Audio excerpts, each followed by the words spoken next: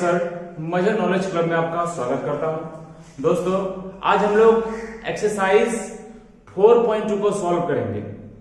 इससे पहले के वीडियोस में हमने एक्सरसाइज 4.1 के सभी क्वेश्चन की सॉल्यूशन करा दी थी और एक्सरसाइज 4.1 से 4.2 को सॉल्व करने के लिए जो बेसिक कंसेप्ट की जानकारी थी वो भी मैंने पिछली वीडियो में दे दी थी। अगर आपने वो वीडियो नहीं देखा है तो डिस्क्रिप्शन बॉक्स में मैं उस वीडियो का लिंक दे दूंगा, आप वहां से जाकर के वो वीडियो देख सकते हैं। तो चलिए दोस्तों, एक्सरसाइज 4.1 को जल्दी से सॉल्व कर लेते हैं।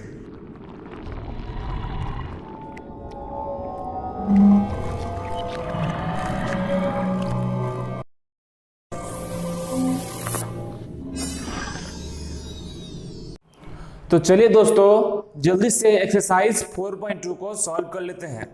तो एक्सरसाइज 4.2 का जो पहला क्वेश्चन वो कहता है कि using the property of determinant and without expanding exercise 1 to 5 prove that, यानी क्वेश्चन नंबर 1 से लेकर के जो 5 तक का क्वेश्चन है उसको प्रूव करना है। और ये जो डिटरमिनेंट है इसको बिना एक्सपेंड किए हुए प्रॉपर्टी का हेल्प लेकर के 1 से लेकर के 5 तक के क्वेश्चन को प्रूव करना है। और जो डिटरमिनेंट की प्रॉपर्टी होती है वो मैंने पिछली वीडियो में बता रखा है।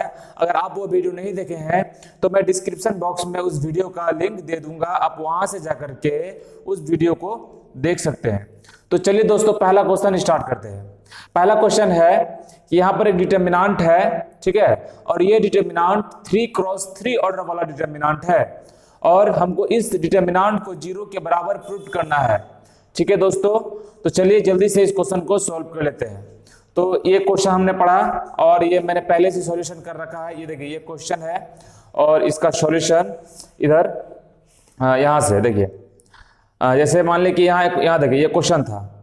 ये क्वेश्चन था मेरा कि x plus a, y plus b, z plus c, इसको 0 के बराबर प्रूव करना है। तो यहाँ देखिए, यहाँ क्या किए, यहाँ पर किए हम लोग कि देखिए सबसे पहले कि ये कॉलम है x y z और a b c, इसको हुबहू लिख दिया x y z और a b c लिख दिए और प्लस किए, यहाँ भी लिखे x y z और a b c।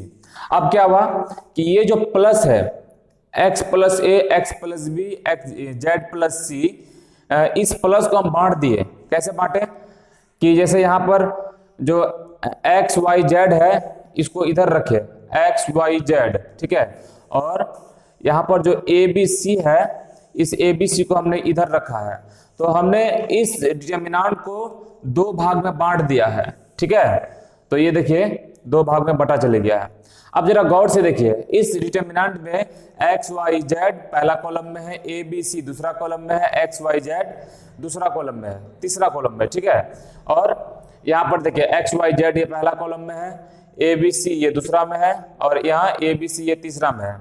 तो एक प्रॉपर्टी होती है, हमने यहाँ लिखा है कि here 2 determinant have 2 identical columns, यानी कि इन दोनों डिटरमिनेंट के पास मतलब 2 एक ही तरह का कॉलम है। जैसे यहाँ देखिए x y z, यहाँ पर देखिए x y z दोनों कॉलम सेम हुआ कि नहीं हुआ। अब यहाँ देखिए a b c, यहाँ देखिए a b c, यहाँ भी दोनों कॉलम सेम हुआ। तो अगर किसी डिटरमिनेंट का कोई 2 रो या 2 कॉलम बराबर हो जाता है तो उस डिटरमिनेंट का वैल्यू 0 हो जाता है। ये इसका प्रॉपर्टी होता है। तो इस वाले डिटरमिनेंट के लिए यहाँ देखिए x y z और यहाँ x y z, यहाँ पर 2 कॉलम बराबर है तो इस वाले डिटरमिनेंट का जो वैल्यू होगा वो 0 होगा, ठीक है। और यहाँ पर देखिए, यहाँ पर x y z ये तो नहीं होगा। यहाँ देखिए a b c, यहाँ पर भी 2 कॉलम बराबर है तो इसका भी मान जो होगा वो आपका 0 होगा। और बताइए 0 प्लस 0 बराबर 0 ही होगा। तो देखिए 0 प्रूव हुआ कि नहीं हुआ, यानी कि हमने इस डिटरमिनेंट को सॉल्व किया, इसको सॉल्व किया तो मेरा कितना पुर गया, 0 पुर गया। और दोस्तों हमें यही बात प्रूव भी करना था, ठीक है। उम्मीद करता हूं आपको पहला क्वेश्चन समझ में आ गया होगा। क्वेश्चन नंबर 2 है हमारे पास, ये इस डिटरमिनेंट को भी हमको 0 के बराबर प्रूव करना है। तो ये रहा क्वेश्चन, है ना, और इस डिटरमिनेंट को 0 के बराबर प्रूव करना है। तो यहाँ हमने एक छोटा सा बुद्धि लगाया कि रो 1 को रो 1 को रो 2 से जोड़ देंगे। तो देखिए रो 1 क्या है, a माइनस बी, मतलब ये जो लाइन में ये रो 1 में है और ये रो 2 में है। तो रो 1 का हर एलिमेंट को रो 2 के हर एलिमेंट से जोड़ेंगे। तो पहला एलिमेंट रो 1 का a माइनस बी और दूसरा एलिमेंट है b माइनस सी। तो a माइनस बी और प्लस b माइनस सी को जोड़ेंगे तो b भी तो कट जाएगा। तो यहां तो सिर्फ a माइनस सी ना बचेगा दोस्तों, और यहां पर b minus C plus c minus a करेंगे तो c तो कट जाएगा, b माइनस a ना बचेगा यहां पर सिर्फ। और यहां पर क्या करेंगे, c माइनस a और a माइनस b करेंगे तो यहाँ क्या, यहाँ तो सिर्फ c माइनस b ना बचेगा। तो यहाँ r1 चेंज हो गया और r2 को छेड़छाड़ नहीं करना है, r2 को same to same b minus C, c minus a minus b उतार दिए, b minus C, c minus a minus b उतार दिए। और बस r3 में एक छोटा सा काम किए कि माइनस को बाहर निकाल दिया, है ना। तो माइनस को बाहर निकाल दिया तो क्या बन गया मेरा, a माइनस सी, फिर यहाँ माइनस बाहर निकाला, b माइनस a, यहाँ माइनस बाहर निकाला, c माइनस a। अब ये जो माइनस बाहर निकला है, इस माइनस को इस पूरे डिटर्मिनेंट से हमने अगला स्टेप में बाहर निकाल दिया तो हमारा बन गया a माइनस, मतलब ये बन गया, देखिए ऐसा बन गया हमारा। ठीक है, आ रहा है ना बात समझ में। तो अब यहाँ देखिए अब क्या होगा, जब ऐसा हो गया तो उसके बाद यहां पर एक छोटा सा दिमाग लगा रहे हैं हम कि यहां पर हमने लिखा है कि हियर 2 रोज r1 और r3 आर आइडेंटिकल। यहां पर जो है आपका यहां पर r1, यहां पर देखिए रो 1 और रो 2 एक जैसा है। और बताइए अगर किसी डिटर्मिनेंट का 2 रो या 2 कॉलम आपस में बराबर हो तो उस डिटर्मिनेंट का जो वैल्यू होगा वो क्या होगा, 0 होगा। इसलिए यहां पर लिखे वी राइट डिटर्मिनेंट बराबर 0, है ना। यानी कि उस वो जो डिटर्मिनेंट था उसका 2 रो आपस में बराबर था, रो 1 और रो 3 आपस में आइडेंटिकल था, समान था, इसीलिए उस डिटर्मिनेंट का जो वैल्यू है वो मेरा क्या हो गया, 0। और हमें यही बात इस क्वेश्चन में प्रूव भी करना था। ठीक है, अब क्वेश्चन नंबर 3 हमारे पास है, ये डिटर्मिनेंट है, इसको सॉल्व करके हमको 0 के बराबर दिखाना है। ठीक है दोस्तों, अब क्वेश्चन नंबर 3 है, इस डिटर्मिनेंट को भी 0 के बराबर प्रूव करना है। और यहां क्वेश्चन लिखा हमने। अब हमने क्या किया, एक छोटा सा बुद्धि लगाया कि कॉलम 1 का सारे एलिमेंट को हमने अगले स्टेप में सेम टू सेम लिख दिया, और जो कॉलम 2 है, कॉलम 2 के सारे एलिमेंट को भी हमने यहाँ सेम टू सेम लिख दिया। बस यहाँ चेंज क्या किए, 65 को हमने 63 प्लस 2 लिखा, 75 को हमने 72 प्लस 3 लिखा, और 86 को हमने 81 प्लस 5 लिखा। और आगे क्या किया, आगे हमने क्या किया कि इस कॉलम को यहाँ सेम टू सेम उतार दिया, इस कॉलम को भी यहाँ सेम टू सेम उतार दिया, और इस कॉलम को यहाँ पर भी सेम टू सेम उतार दिया, और इस कॉलम को यहाँ पर भी सेम टू सेम उतार दिया, 7 8 9 7 8 9। अब यहाँ चेंज क्या किए कि 63 72 81, 63 72 81, और इसको यहाँ लिख दिए, इस वाले पार्टी को यहाँ लिख दिए, और 2 3 5 को यहाँ लिख दिए। ठीक है, अब क्या किए, अब यहाँ पर 2 3 5 को यहाँ सेम टू सेम उतार दिए, 7 8 9 को भी सेम टू सेम उतार दिए। अब जो 63 है यहाँ पर भी इसको चेंज किए, क्या चेंज किए, इसको 63 को 9 इंटू 7 किए, क्योंकि 9 7 सा 63 होता है, और 72 को क्या किए, 9 इंटू 8 किए, क्योंकि 9 इंटू 8 72 होता है। ठीक है, और 81 को 9 इंटू 9 किए। उसके बाद यहाँ पर जो है 2 3 5 2 3 5, यानी कि कॉलम 1 और कॉलम 3 आपस में देखने में समान है। तो अगर किसी डिटर्मिनेंट का 2 रो या 2 कॉलम समान हो तो उसका मान 0 होता, तो यहाँ 0 लिख दिया हमने। ठीक है दोस्तों, अब क्या किए कि अब हमने यहाँ देखा कि 2 3 5, यहाँ देखिए 7 8 9 7 8 9, यहाँ पर भी तो 2 कॉलम समान आ रहा है, तो इसका भी तो मान 0 होगा। तो इसका मान भी यहाँ पर क्या होगा, 0 ही होना चाहिए, होना क्या होगा ही, देखिए 0 लिख दिए यहाँ पर, और एक 0 पहले से था, 0 प्लस 0 बराबर क्या होगा, 0 होगा। और यहाँ हमने कारण भी लिख दिया है कि 2 कॉलम हैव आइडेंटिकल एलिमेंट्स, और वहां जो 2 कॉलम था उसका पास आइडेंटिकल एलिमेंट था, इसलिए दोनों कॉलम का मान 0 हो गया। और ऐसे ही हमारा क्वेश्चन नंबर जो 3 है वो भी हमारा सॉल्व हो गया। तो क्वेश्चन नंबर 4 हमारे सामने है। क्वेश्चन नंबर 4 है कि ये जो डिटर्मिनेंट है इसको भी हमको 0 के बराबर प्रूव करना है। तो ये क्वेश्चन नंबर 4 आपके सामने है। यहाँ पर 1 देखिए यहाँ पर 1 1 1 BC CA AB और ये सारा एलिमेंट। इसको हम एक छोटा सा बुद्धि लगाएंगे कि C3 कॉलम 3 को कॉलम 2 से जोड़ देंगे, ठीक है। तो कॉलम 1 को सेम टू सेम उतार दिए, कॉलम 2 को भी सेम टू सेम उतार दिए। अब यहाँ देखिए कॉलम 3 में सबसे पहला काम A इंटू बी AB और A इंटू सी AC। तो पहले AB और AC लिखे और कॉलम 3 में कॉलम 2 को जोड़ना है। तो कॉलम ये 3 है, 2 क्या है BC है, तो यहाँ प्लस BC कर दिए, ठीक है। और यहाँ पर देखिए B इंटू सी बोले BC हुआ, अब plus B into A BA हुआ। ये तो कॉलम 3 हुआ, इसमें कॉलम 2 को जोड़ना भी तो है, तो ये कॉलम 2 रहा, इसको जोड़ दिए, CO को जोड़ दिए तो प्लस CA हुआ। उसी तरह यहाँ पर देखिए C इंटू A CA हो गया, अब plus C into B CB हो गया। ये तो कॉलम 3 हुआ और कॉलम 2 को जोड़ दिए AB, तो यहाँ AB को जोड़ दिए। अब यहाँ पर यहाँ जरा गौर से देखिए, यहाँ लिखे कि here 2 column C1 and C3 are proportional. यहाँ पर जो है कि कॉलम 1 और कॉलम 3 जो है वो क्या है प्रोपोर्शनल है। और अगर कैसे प्रोपोर्शनल होगा, जैसे मान ले कि BC बटे AB plus AC plus BC करेंगे और CA बटे AB plus BA plus CA, मतलब अगर हम लोग कॉलम 2 को कॉलम 3 के बटे में करेंगे तो दोनों आपस में बराबर होगा। और ऐसा होने पर भी उसका जो मान होता है डिटर्मिनेंट का वो भी कितना होता है दोस्तों, 0 होता है। इसलिए इस डिटर्मिनेंट का मान भी कितना हो गया, 0 हो गया। तो क्वेश्चन नंबर 5 में इस वाले पार्टी को इस वाले पार्टी के बराबर प्रूव करना है। यहां पर है, यहां पर सबसे हमने पहले क्या किया कि LHS को लिया। देखिए ये वाला जो पार्टी है बराबर की, इधर वाला पार्टी इसको LHS बोलेंगे और उधर वाला पार्टी को RHS बोलेंगे। तो यहां हमने LHS को लिख लिया। अब LHS में एक छोटा सा काम करना है, इसमें रो 1 को रो 2 से घटा देंगे। तो हम यहाँ किए कि R1 को R1 माइनस R2 में चेंज कर दिए। तो R1 ये जो टोटल एलिमेंट R1 है और ये टोटल एलिमेंट R2 है, तो R1 को चेंज करना है, R2 को चेंज नहीं करना है, ठीक है। तो R1 में है B प्लस C, तो इस वाले रो का जो पहला एलिमेंट है वो इस वाले रो के पहला एलिमेंट से घटेगा। तो B प्लस C को हमने C प्लस A से घटाया तो C तो कट जाएगा।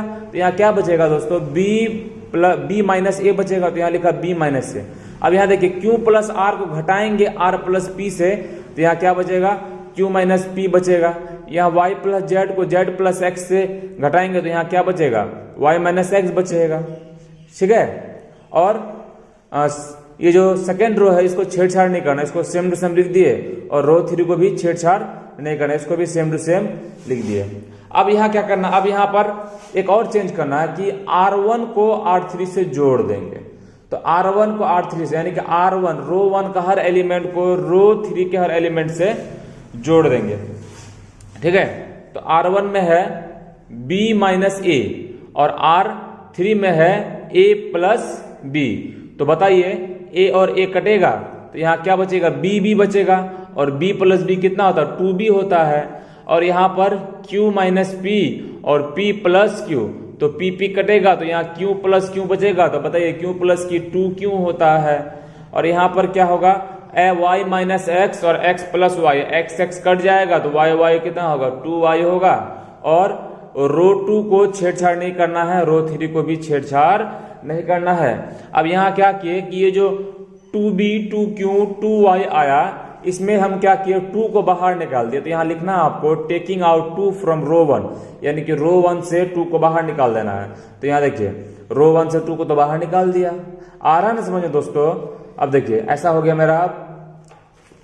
अब देखिए अब क्या करेंगे, अब हम लोगों को करना है कि अब एक छोटा सा और बुद्धि लगाएंगे कि रो 3 को रो 1 से घटा देंगे, ठीक है।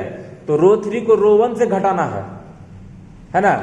तो ये देखिए ये मेरा रो 3 है, इसको रो 1 से घटाना है। तो बताइए A plus B minus B, तो यहाँ से छुच्छे A बचेगा। और P plus Q minus Q, यहाँ तो सिर्फ P बचेगा। X plus Y minus Y, यहाँ तो सिर्फ Y बचेगा, है ना। तो वही बात हमने यहाँ पर लिख दिया है। यहाँ देखिए यहाँ बचा कि नहीं बच्चा, P B Q Y, इसको सेम टू सेम लिखना है और इसको भी सेम टू सेम लिखना। और इसको घटाए तो क्या बना मेरा, A P X बचा, ठीक है। अब यहाँ छोटा सा बुद्धि और लगाएंगे, R2 को R3 से घटा देंगे। यहाँ देखिए R2 रो 2, ये रो 2 है, रो 2 को रो 3 से घटाना है, रो 1 को कुछ नहीं करना है, तो रो 1 को सेम टू सेम उतार दिए, B Q Y same to same B Q Y उतार दिए। अब यहाँ पर रो 2 को घटाना है रो 3 से, तो C प्लस A को घटाना है A से, तो बताइए सिर्फ C बचेगा। अब बताइए R प्लस P को घटाना है P से, तो यहाँ सिर्फ R बचेगा। अब बताइए अब क्या करना, Z प्लस X को घटाना है X से, तो यहाँ Z बचेगा, और APX को हूबहू सेम टू सेम लिख देना है। अब यहाँ क्या करना है कि R1 और देखिए R1 और R3 को इंटरचेंज कर देना है। तो R1 और R3 को इंटरचेंज कैसे करेंगे, यानी कि R1 में जो भी चीज है उसको R3 में लिख देना है, और R3 में जो भी चीज है उसको क्या करना है, R1 में लिख देना है। ठीक है, तो यहाँ देखिए यहाँ पर R1 में B क्यू वाई है, तो B क्यू वाई को R3 में लिख देना है, और R3 में APX है, APX को R1 में लिख देना है APX। ठीक है, तो यहाँ इतना कर दिए, और ये मेरा माइनस बाहर निकला हुआ है। ठीक है दोस्तों, अब क्या करेंगे, R2 को R3 में चेंज कर देंगे। अब यहाँ देखिए यहाँ R2 क्या है, यहाँ R2 है CRZ, और R3 क्या है BQY, तो BQY को यहाँ रख देंगे और CRZ को यहाँ रख देंगे। तो यहाँ देखिए रख दिए, B यहाँ क्या होगा BQY और CRZ यहाँ रख दिए। अब यहाँ पर क्या होता है अगला स्टेप, यहाँ पर अगला स्टेप ये ऐसा बनेगा, ये ऐसा बन जाएगा, ऐसा 2APX BQY CRZ। और बताइए हमको यही बात प्रूव्ड भी करना था, तो हमने बहुत ही आसानी से इस बात को प्रूव्ड कर दिया। ठीक है, तो क्वेश्चन नंबर 7 है, अब इस डिटर्मिनेंट को 4A स्क्वायर B स्क्वायर और C स्क्वायर के बराबर दिखाना है। तो हमने यहाँ सॉल्व किया, यहाँ पर है, जैसे हमने सबसे पहले यहाँ क्या किया, यहाँ पर सबसे पहले क्या किए कि इस क्वेश्चन में से देखिए क्या किया, सबसे पहले taking out factor ABC from R1 R2 और R3, यानी कि रो 1 रो 2 और रो 3 से ABC को बाहर निकाल दिए। तो यहाँ देखिए ABC को बाहर निकाल दिए, तो ऐसा बनेगा minus ABC, A minus BC, AB minus C, ऐसा बचेगा।